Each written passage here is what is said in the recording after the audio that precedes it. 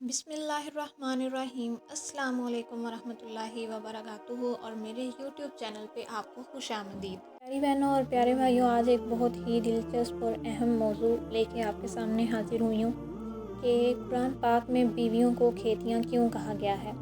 یہ قرآن پاک کا اعجاز ہے کہ قرآن پاک پر جتنا غور کیا جائے اتنے ہی زیادہ مفاہیم سمجھ میں آتے ہیں اور نئے طرح سے وہ مفہوم کھل کر آپ کے سامنے آ جاتا ہے۔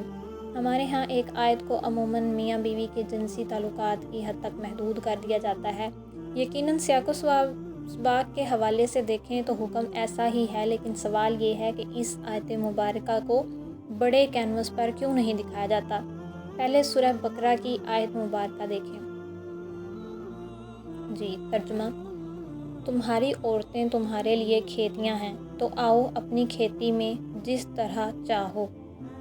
مجھے اس سے اختلاف نہیں کہ یہاں اسلام خانگی الجھنوں کو دور کرتے ہوئے رہنمائی کر رہا ہے، لیکن غور کریں کہ کھیتی کی ہی مثال کیوں دی گئی۔ یہاں لفظ کھیتی نے مجھے سوچنے پر مجبور کر دیا کہ تمہاری عورتیں تمہاری کھیتیاں ہیں۔ زیادہ تر علماء یہاں کھیتی کی مثال کو اولاد سے تعبیر کرتے ہیں۔ یہ درست ہے کہ نسل انسانی کا فروغ یعنی اولاد کا فروغ عورت سے ہی ہے۔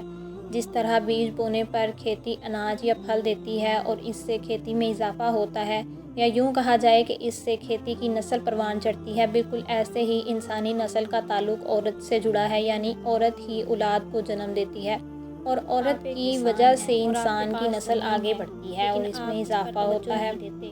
اب ذرا دوسرا رخ دیکھیں۔ خرچ نہیں کرتے، اس سے وقت نہیں دیتے، اس سے محبت نہیں کرتے، اپنا آرام و سکون قربان کر کے اس کی خدمت نہیں کرتے، اسے ہرا بھرا بنانے کے لیے اپنے آرام کو بھول نہیں جاتے، اسی طرح آنے والے سور اور دیگر جانوروں سے اس کی حفاظت نہیں کرتے، اسے دوسروں کی گزرگاہ بنانے سے بچانے کی کوشش نہیں کرتے، اسے اس کے مزاج کے مطابق یا زیادہ دھوپ سے نہیں بچاتے، اسے اس کی ضرورت کا پانی مہیا نہیں کرتے، تو کیا ہوگا؟ کھیتی سوکھ جائے گی، اجڑ جائے گی، آپ کو اس کا فائدہ نہیں ہوگا، پھل اناج نہیں ملے گا اور آپ اس کو تباہ کر بیٹھیں گے۔ یہاں صرف ایک لفظ کھیتی میں چھپا ہوا ہے۔ اگر آپ شادی شدہ ہیں تو آپ کی بیوی بھی اسی کھیتی کی طرح آپ کی توجہ چاہتی ہے۔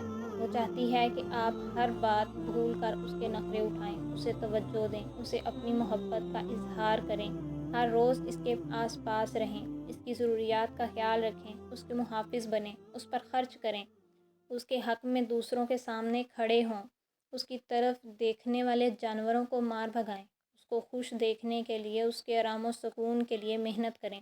جب آپ اسے یہ سب مہیا کریں گے تو یقیناً وہ ہری بھری رہے گی، اس کا لہلہانا آپ کے دل کو خوش کرے گا، لیکن اگر ایسا نہیں کریں گے تو وہ مرجھا جائے گی اور پھر اسے دیکھ کر آپ بھی خوشی محسوس نہیں کر سکیں گے۔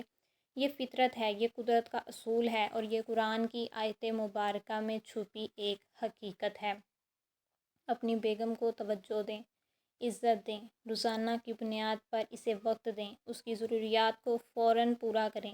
عورت اتنی ہی توجہ چاہتی ہے ایک کسان جتنی اپنی کھیتی کو دیتا ہے، لیکن آپ کو اس آیت مبارکہ کی جہاں کہیں بھی تشریح ملے گی تو وہ صرف جنسی ملاپ تک ہی محدود ملے گی، حالانکہ اس آیت کا صرف ایک لفظ ہی اتنا وسیع مفہوم رکھتا ہے کہ مجھ جیسا انسان پڑھ کر دنگ رہ جائے۔